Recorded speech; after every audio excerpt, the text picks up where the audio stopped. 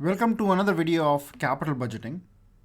In this video, we will look at some of the project classifications which can help us in capital budgeting. Now, in order to decide which projects need to be included in the capital budget, a thorough analysis of the project proposal has to be done. Accordingly, firms generally categorize projects and analyze them in each category somewhat differently. So let us look at some of the categories in which projects can be categorized.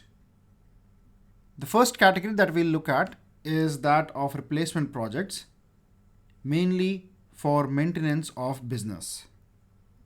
Now, in order to run the business operations, capital equipment is used, such as machinery, computers, etc. These equipment may get worn out or damaged with time. So in such cases, these equipment need to be replaced with newer equipment in order to continue running the business. So such projects can be categorized in this category. These type of decisions to replace for maintenance or running the business are generally made without going through an elaborate decision process, because these are important investments, because the company wants to continue running their business without any disruption. The second category that we look at is that of replacement projects with the main purpose of cost reduction. Now, there were days when people used to work on very old computer processors. These computers were so slow that after clicking a button, you had to wait for almost a minute for the computer to take an action. In such cases, replacing the computers with newer and faster computers will help the company reduce cost, because what a person could do in 2 hours will now get done in 1 hour. Therefore, the company may require lesser manpower. This is just one example of replacement projects for serviceable but obsolete equipment. So, this type of projects can be categorized in this category for replacement, because they'll provide cost reduction. So, since the work is still going on with the slower equipment, decisions to undertake this category of projects are not mandatory, and a fairly detailed analysis is generally done.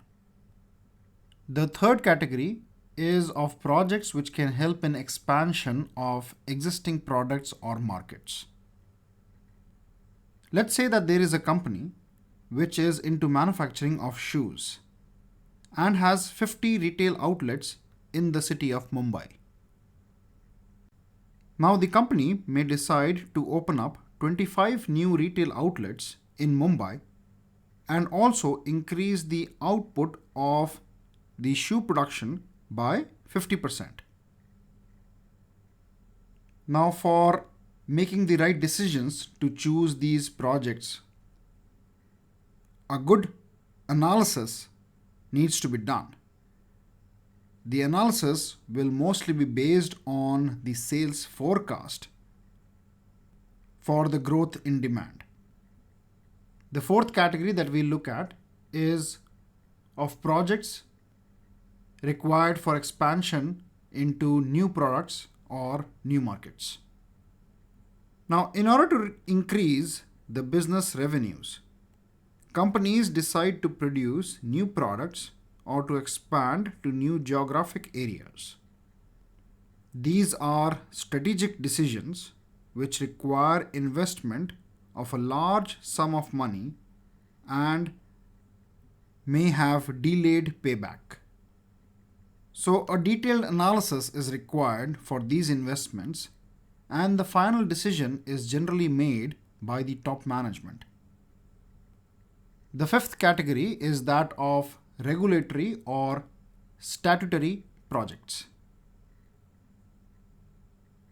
Some projects are necessary to comply with government orders or labor agreements or insurance policy terms, etc. So these projects fall into this category.